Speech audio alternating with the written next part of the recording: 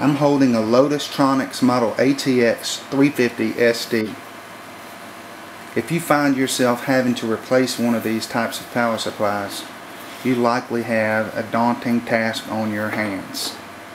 The reason why is because this Lotustronics power supply has a very small form factor, and a very odd form factor at that. This unit is used in older POS systems and different systems that just had an odd power supply. What we've done is we've manufactured a smaller, more efficient unit than your original Lotustronics power supply.